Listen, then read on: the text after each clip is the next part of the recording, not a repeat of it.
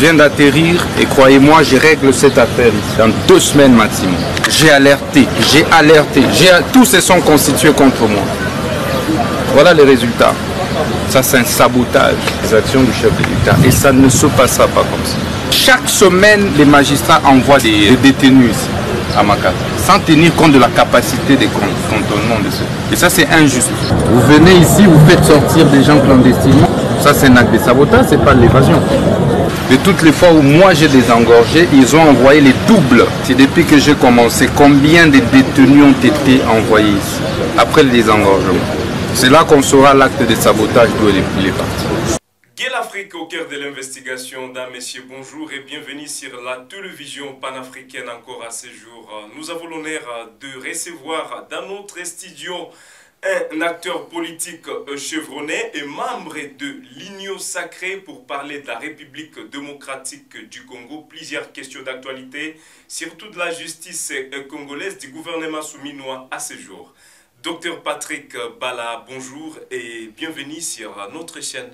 Oui, bonjour, monsieur David. J'en profite aussi pour saluer les milliers d'auditeurs qui nous suivent à pareil moment. Boni Omikolo Ebele, docteur Bala. Toza, so bolokinga bozonga. Kaisika botiranga na sans état madame wananga kana ozela bino. Boni santé, Boni Mikolo, ça fait vraiment longtemps, c'est pour vous la première fois d'être sur Guet l'Afrique télévision. Boni yo ebisabiso moi santé, c'est quoi l'évolution? Bon, sinon nous autres Simbi quand même, et Simbi tozeli ngonga ekoka pour basala contrôle, si ma contrôle est toeba ndeni Tokyo kobima. Hein, pour baloba ko basala qu'il fallait causer là. Vraiment na mo évolution avant nano nabima po bakendo silisa mbala moko. Sinon nzamba sungi toza to bundagaka. Boyali Ebele, Bokolanda Bisso sur Guet l'Afrique télévision, Tolobi Maton Dimingi. Peut-être c'est pour vous, Yayambo Kolanda Bisso, to Bengi Bino, komi abonné, ko partager vidéo, mais également ko activer cloche à notification. Bokolanda Bisso sur Facebook, sur YouTube, Tolobi Pebotia, ba commentaire na Bino, na Oyo et Sengeli Bosala, Pona Manaka na Bisso Yasika, na docteur Patrick Bala. Toyambiye lelo puna ba CG Ebele, docteur Patrick Bala to kolobela na manaka na biso na libandeli. Gouvernement souminois lelo ezo exercer ba fonction nango ba ministre 54 plus madame souminois yemei lelo ba ya kosala musala depuis tout ce temps ba koti na ba fonction yo lokola mwana mboka yo lokola moko ya ba compatriotes o ba ko vivre na kati ya mboka na biso ba perspective na yo eza nini likolo ya musala ya ba ministre wana.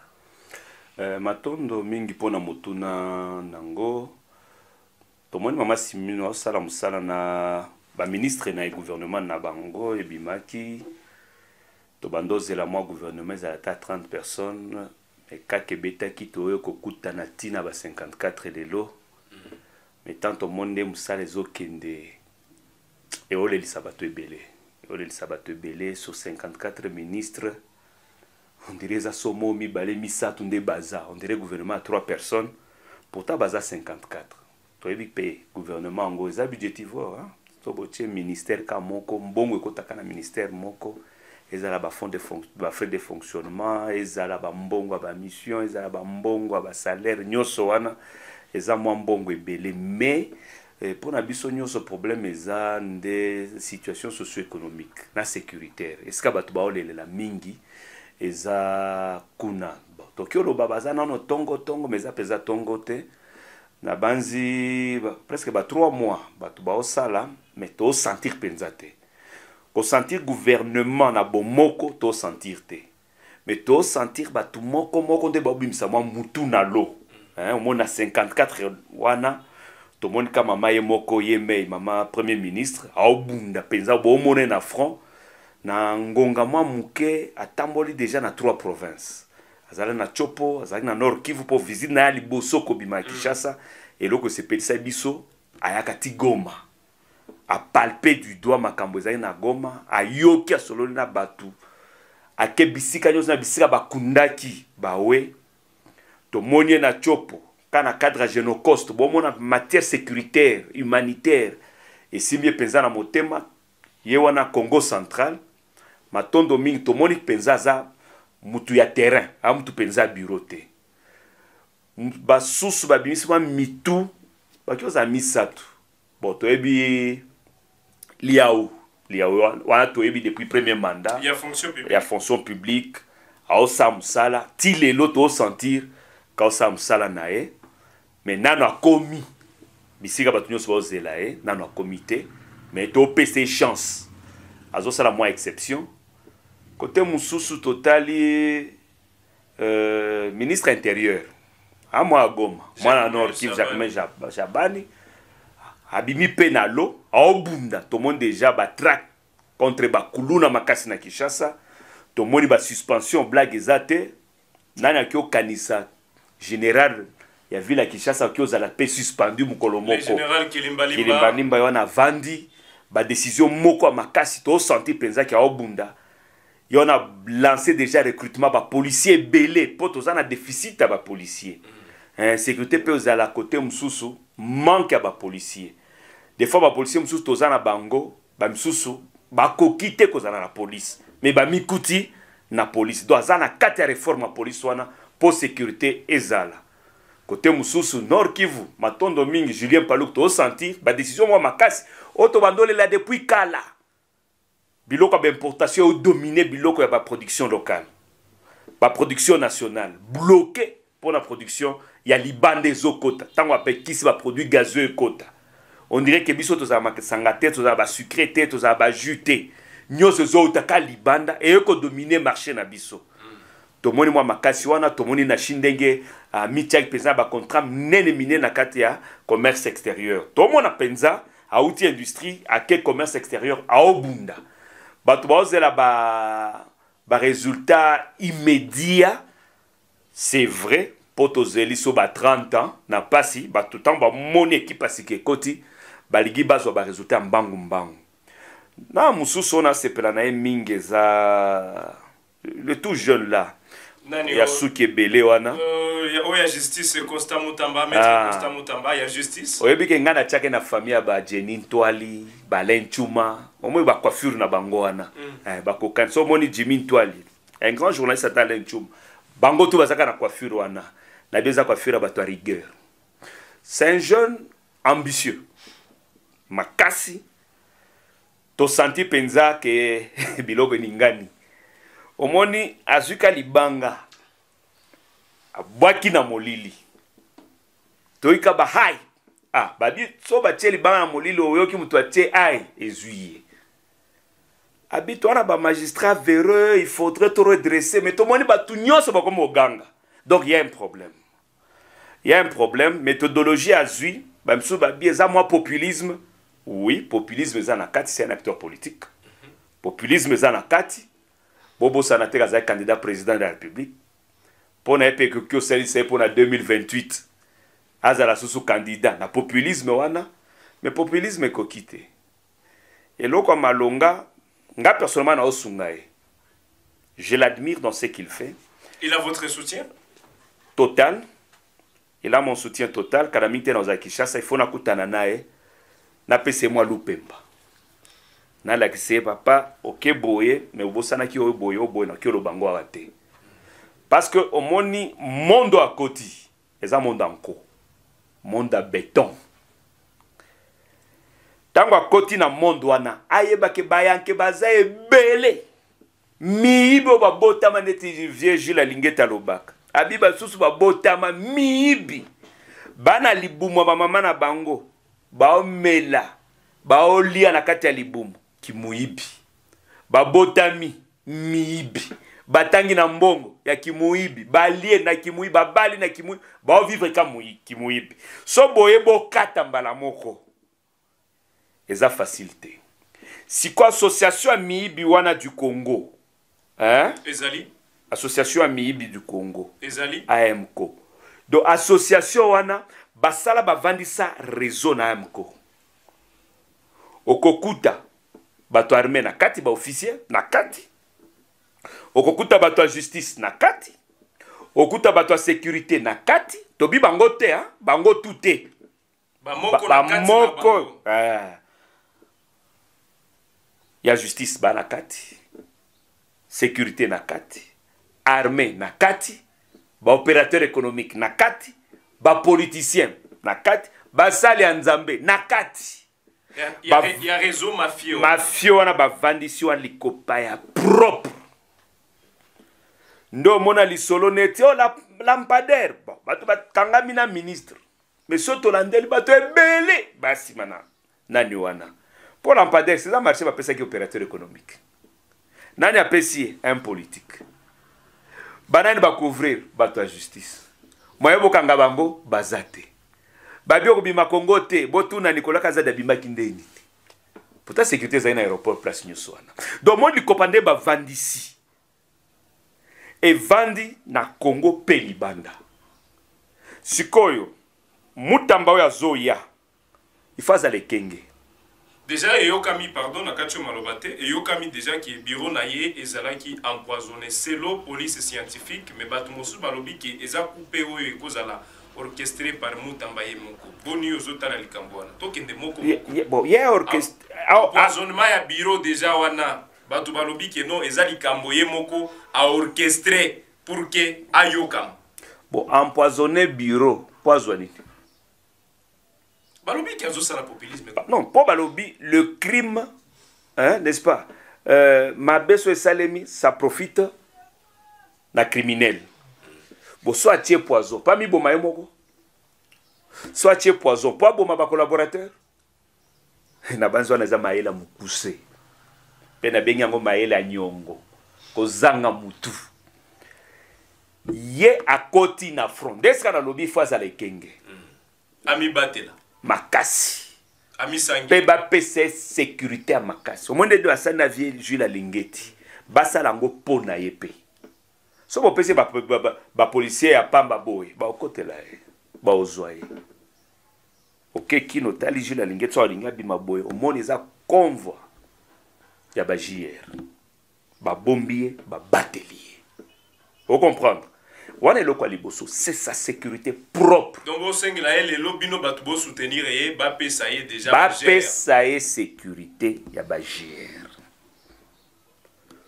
pour tanga zoloba mikonyo so tanga loba ko kaka c'est au nom du chef de l'État le chef de l'État m'a instruit il faut que le chef de l'État lui accorde cette sécurité il est en insécurité ya makasi na Kinshasa à tout moment on peut lever Mutambanaki ezaka blague te ezaka jeter. À tout moment, on peut l'abattre, et ça jeter. Pour, à côté ici, misapi, na libulu, pour na koluka, makelele. Boluka likelele. Pozo likelele, a tche misapi. Na libulu anyoka. Ah. Bakio soye. Aza la prudent. Est-ce que tche misapi? Acha gant, ya libende. Nyoka ena mino na yewana miko. Non, e bukani.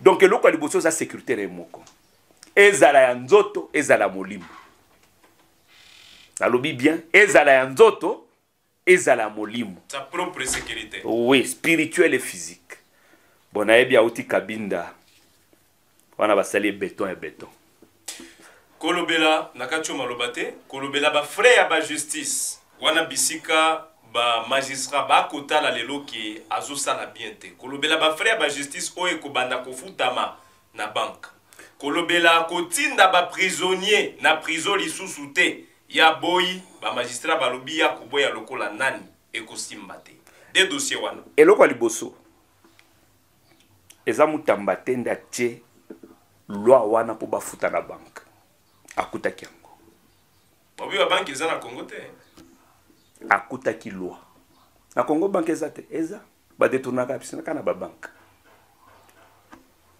basa batia ba principe wana tel que ba frais transactionnels nyoso ya justice so bolingi bofuta na banque bo memeli bango bordero siko bao ngoba yebaki ke population ayebaki te ata ba congolais o ba yebaki bando futa na banque te parce qu'il faut pas qu'on funda ka ba magistrat ba OPJ il faut qu'on tanga pe population peuple sala kanini ata o ya yebi bakatelier $300 sur base de quoi ata ba frais transactionnels à justice, les frais judiciaires. Ezalaka na norme. Ezalaka volonté te ya magistrat lobby pour un dossier tel pesa $1000 net au monaka. Il y a des normes. Quand on fixe une infraction sur base, il y a 1 franc fiscal, équivalent à $1. C'est parce qu'il y a des lois sur ça. Mais il y a les lois, il y en a $30,000. Sur base de quoi? Oh, liberté provisoire, ils ont la kaboy. Bon, nango, t'es bon. Toi, on a 300 T. Peso aux anango. Ce n'est plus la loi. Bah, combien on négocie? Bah, combien on négocie? Ndemabe à Congo. Nous avons des lois, on ne les applique pas. Comment nous pouvons entrer dans un pays où on négocie pendant qu'il y a des lois? Peu on a beau négocier la cause, c'est pas ouvert. Bon, pour un dossier, bon, yo salaka boy. Tenana o boy, tena kyozo boy. Bon, so ko kisete na ochona kati. Webite kana pouvoir kuchona kati. Ochanga na kati, son en infraction. C'est établi noir sur blanc que j'ai commis une infraction. Parce que les indices d'une infraction ne sont pas une infraction. Il faut relier tous les indices pour établir une infraction. Les lois yoko fungola ba congolais miso ba magistrat ba telemi. Ouais, yango wana parce que mboka ekufa mokonzi ya mboka loba. La justice est malade. Est-ce que ça m'a baby? Basalango likopa. Aye ko redresser. Oyebi nzete so ezamwa muke. Ko bongisango po etenga mate, etelema malamu, c'est un problème te. Mais sans été si ekoli. Kotengi sango bien problème. Eko bukana. Yangwana makelele. Ezo soa. Okuti mutu avanda naye, ayeba vi naye pendant so 40 ans de carrière, haliaka kana likopa. Atonga bandako, abalabala na poto na Kinshasa partout. Atonga tonga, asomba mituka, mbongo ebele na bakonte, na mafia, na kanyaka. Siko yo lelo lobi, papa to bongisa Congo, akondimela yo, abandozela salaire na ye, akondima yo, azela soki $1,000, so 1,500 na ebite batusha combien?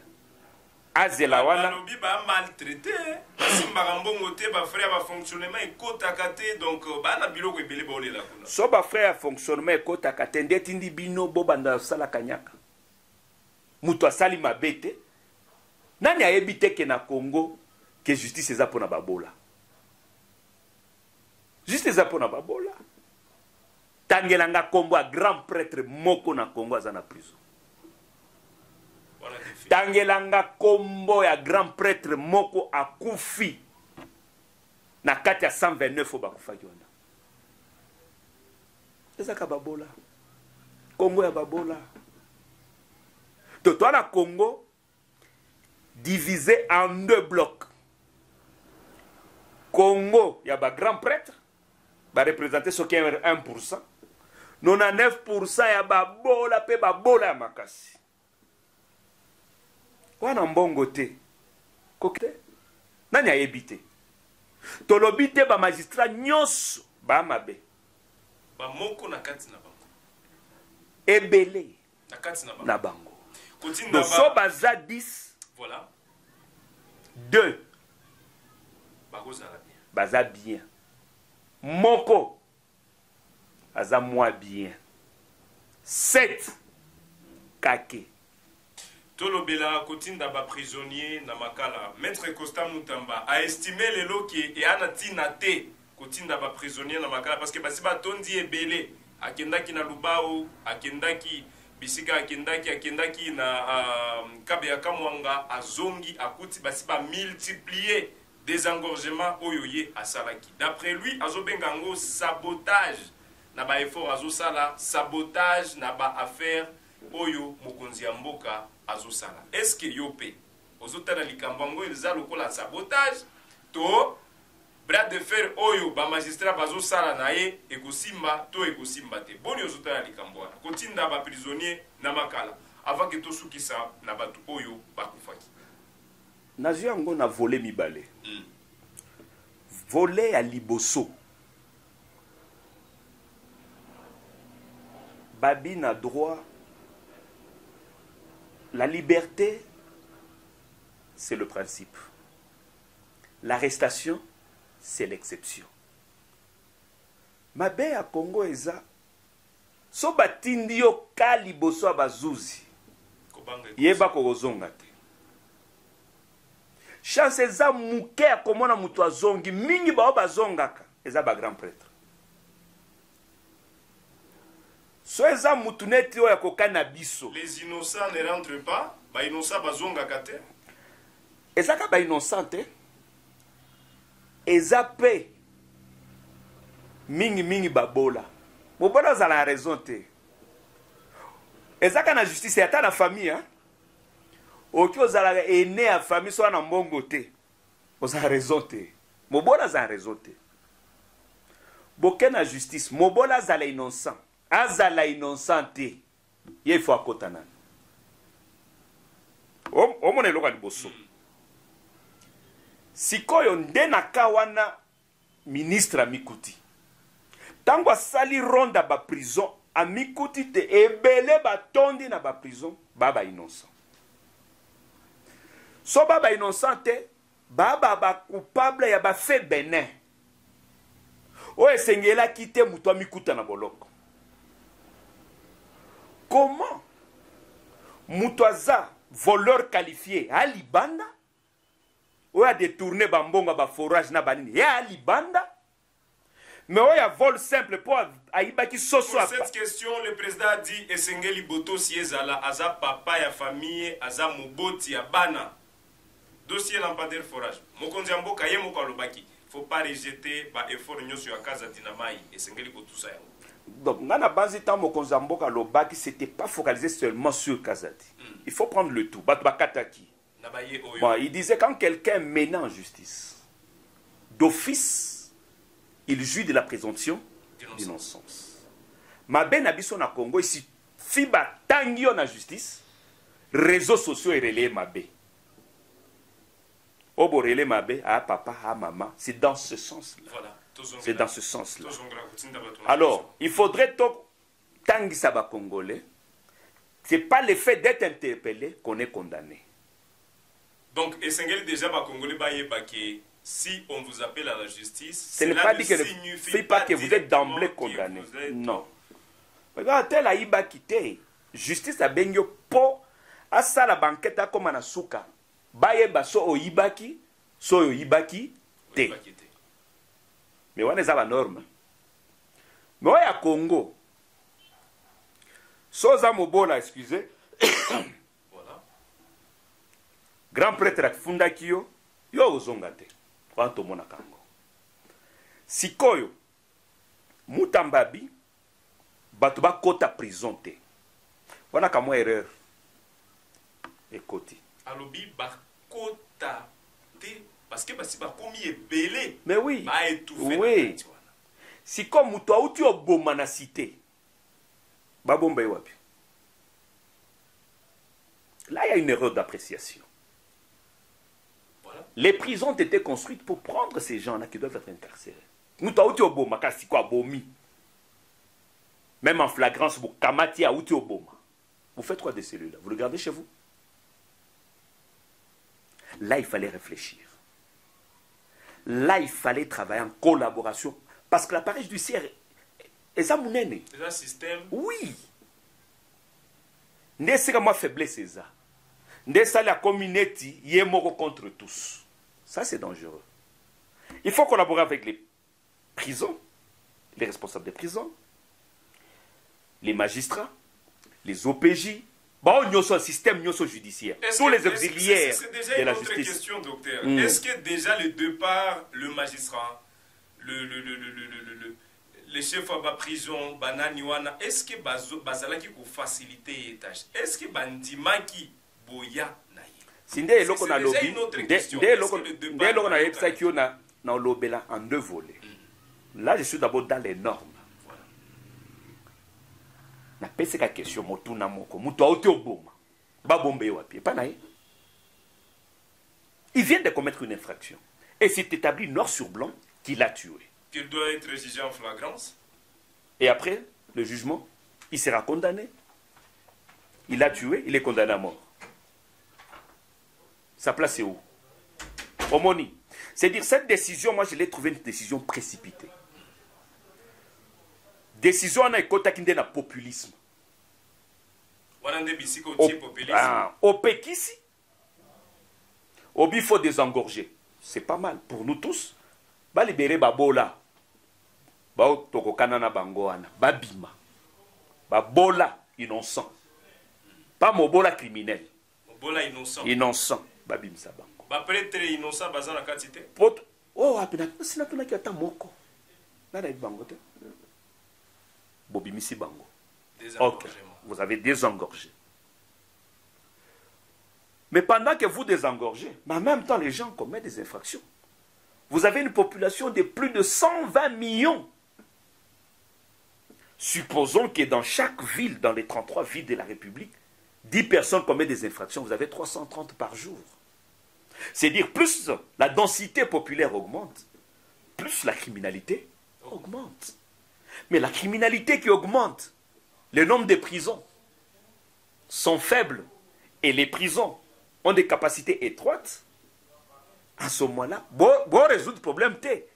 Donc, vous répondez à une question en créant une autre. Vous résolvez un problème en créant un autre. Mais ici, il fallait des états généraux et la justice. Il y a appareil judiciaire. Et ça, là. Qu'on étudie comment faire. Comment faire pour la Batouana. La criminalité augmente. Oui.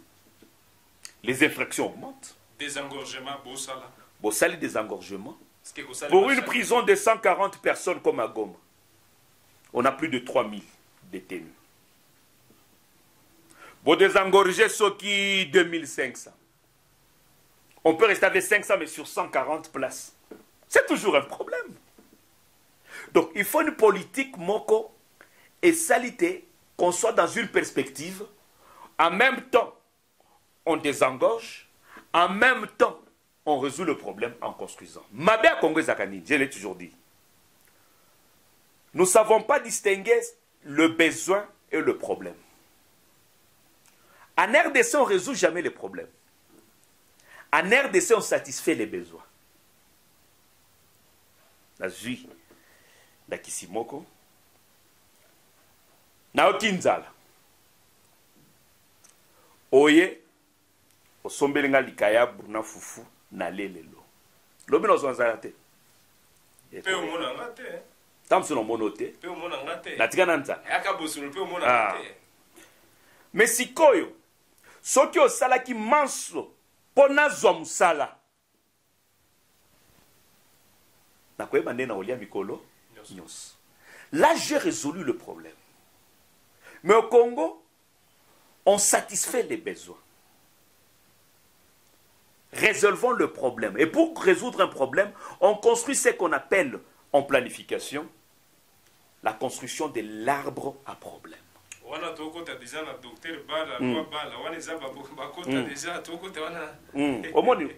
Arbre à problème, ndeko la kisabiso et sika likambo et outil.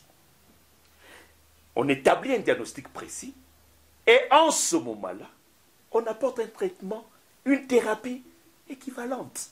Deuxième volet. Vous voyez un peu, des problèmes. Deuxième volet, à Kouti, appareil judiciaire, Yakobela. Directeur de prison, Likopa.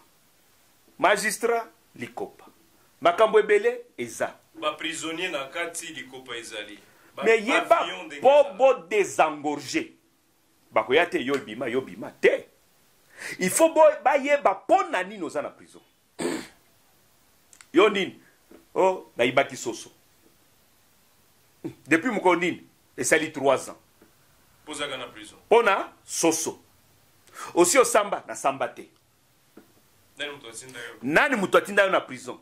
Il y a un document de transfèrement signé par un magistrat. Cloué. C'est tel magistrat. ce magistrat se retrouve dans une faute professionnelle. Il doit être sanctionné. Si vous avez désengorgé, Babi Makala a commis 15 000. Vous avez bon, va désengorger par exemple 10 000, 12 000 Babim. C'est dire 12 000 dossiers qui vont concerner un grand lot de magistrats. Et vous pensez que ceux-là vont accepter qu'on les atteigne? La réponse est non. Qu'est-ce qu'on doit faire pour se sauver? Il faut brûler le bureau administratif de la prison. Yo kanisi moto ke na bureau administratif pour la néophélé. Obeti Mbodi. Traces. Il fallait effacer les traces. C'est pourquoi le ministre a lobby que Ezra qui évasion. Mais oui. Mais ça qui beaucoup monté, il y a pas magistrat. Papa, quand il y a évasion, l'évasion peut venir de l'extérieur, tout comme de l'intérieur. Vous allez comprendre.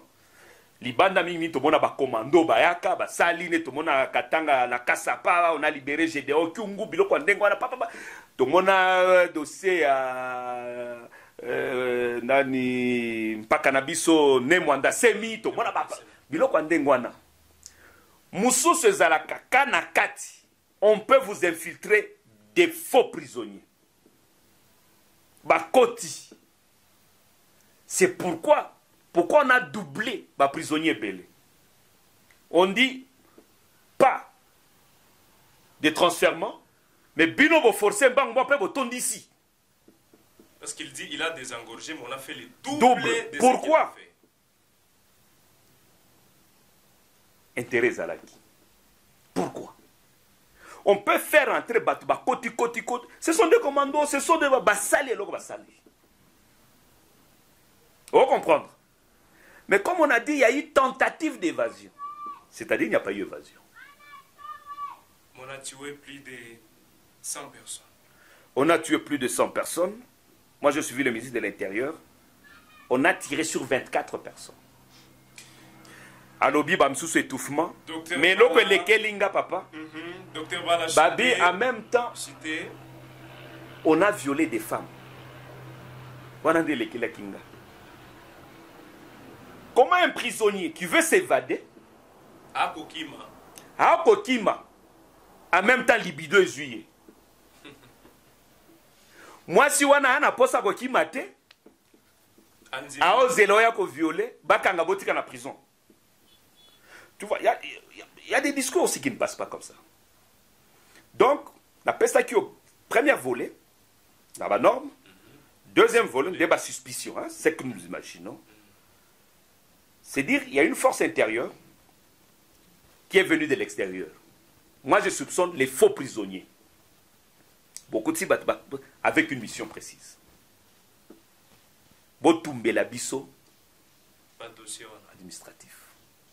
Pourquoi le directeur de prison est en fuite? Parce que le patron, il y a direction de prison. Document, tout. Parce que quand on efface les traces, on ne sait pas relier le détenu à un dossier. Au moment où on a compliqué situation, on a effacé plusieurs traces. Mais comme lui a dit qu'il doit aller très loin, moi je pense aller très loin, c'est dans les bureaux, il y a des parquets qui ont condamné ces gens-là. Il y a des tribunaux qui ont condamné ces gens-là. Il s'est fixé 2 semaines. Oui. Pourtant, on a billet à côté de prison par transfèrement, c'est dire copier Tikalak. Mais ces gens auront la possibilité de faire. Pour nga mutunde na koma ki po ba okota kuna. Na ebi ke nyoso elimwe. On a zanango se kolimwa pe. Voilà, mesdames et messieurs, sur Gay l'Afrique Télévision, nous sommes presque à la fin de cette émission. Nous sommes à la fin de cette émission avec Dr Patrick Bala, acteur politique chevronné et cadre de l'Union Sacrée, cadre au sein de la famille politique Union Sacrée Oyo ya Mboka na Bisoto, Kolobela na Elelo, Oyo concerné justice ya à Congo. Ba réforme et justice oyo kosalema évasion oyo et yo kamaki ki elinga ki esalema tentative à évasion mais évasion te. C'est le Patrick Bala, atiki kokabela bino ba vérité sur ce que lui pense o ekozala et sengelaki et salema. La toute dernière question pour finir cette émission, docteur Patrick Bala, pensez-vous que Constant Moutamba va pouvoir gagner cette guerre entre lui et les réseaux mafieux des magistrats? À une minute, on finit. Il n'a qu'une seule condition, c'est fédérer toutes les forces qui sont vouées au changement. Il ne doit pas être seul. Ce n'est pas son affaire individuelle. Qu'il ne fasse pas de ce combat comme un combat personnel. Qu'il se dise que tous les Congolais veulent voir le changement. Il doit impliquer tous les Congolais. Qui veulent voir les changements. Qui veulent voir les changements. Et ils sont nombreux. Surtout nous, les bas peuples. Nous voulons voir le changement. Ceux qui nous tuent à Goma, nous les connaissons, ils sont là. On ne sait pas les toucher. On les connaît. Ils sont là. On ne sait pas les toucher. Si ces gens-là subissent la rigueur de la loi, parce que la force de la République, c'est la loi, nous pensons que ça sera le début du changement. Et c'est ce changement que nous attendons exige de lui d'abord de renforcer son entourage immédiat, qu'il évite des flatteurs autour de lui. Il doit les écarter. Les éloges, qu'il écarte ces gens-là. Parce que la mission lui confiée par le chef de l'État, c'est une mission cruciale. C'est pas facile de guérir une maladie qui a pris la forme d'une gangrène, et même pas une gangrène, d'un cancer. Il doit recourir vite à la chirurgie et à la cryochirurgie, cryothérapie, pour apporter des solutions efficaces. Voilà. Donc aujourd'hui, s'il faut amputer de doigts au corps de la République, pour que la République soit sauvée, il doit s'impliquer. Mais la dernière chose, qu'il entre dans la politique de collaboration. Il doit échanger pour éviter le bras de fer avec tout le monde. Il met le peuple en synergie, il met les services en synergie, il collabore avec tous les services, que ce soit des sécurités, des services de la justice, politiques, les opérateurs économiques, pour que tout le monde s'implique, l'IGF, tout ça, qu'on s'implique pour la même cause. Seul, il ne saura pas. Vous comprenez? Même le président Mobutu Sese Seko, là, il a dit, le président fondateur n'est pas un magicien. Merci Seul, beaucoup. Il ne peut rien. Merci beaucoup. Mais avec l'appui de tout son peuple, il peut tout. Nous ne pouvons pas aussi finir cette émission sans parler, dans une minute, des lois Bala. Qu'en est-il de la loi Bala? Oyo ya yo moko, osalaki conception. Et soukela wapi? Batubayo kakakino, docteur Bala, asala loi Bala, mais itikala nandako, pourtant, loi wane sengala ki esunga mboka na biso. Eza wapi? Et soukela wapi? Toyo kanongo na ensemble, kolekela wapi? C'est quoi aujourd'hui? Docteur Bala, osuka, et si la ndengeni? Te aussi la te, ne makila omoni. Balobi Kongo okufi me baloba na lingala na mboka nyoso soso apembe azangaka te. Bomoi ba mutamba nde ba biso toza na Congo batu baza ya bwanya bakoki kopesa changement na Congo baza. Yangwana to vanda to mituni to bikongo zo simba te likambo nini nde to ko bimisa loi Bala. Loi Bala eza nini? Eza système politique ya sika. Mais yokate lopoto tolobi nouveau système politique pour un Congo congolais. Lobby na panzango. Dans ça la conférence publique na parlement d'enfants. Na présenté loi Bala lobby de 10h à 12h. Christophe Ayebi, Jenny Ayebi, lobby 10h à parlement d'enfants na Fongola, Borango. Merci. Po bat Congolais nyoso. Matondi. Basunga biso. Po tokende musika. Kande mutamba okende. Tokende kandenge wana. Toyebi ke Congo eko changer. Nanzela kamoko ya ba Congolais bango moko. Donc un Congo pour les Congolais. Un Congo congolais.